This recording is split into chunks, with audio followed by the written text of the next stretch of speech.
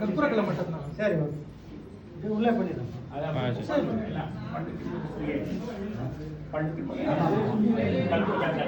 கற்பூரா வா வா வா லைட் ஆஃப் பண்ணு.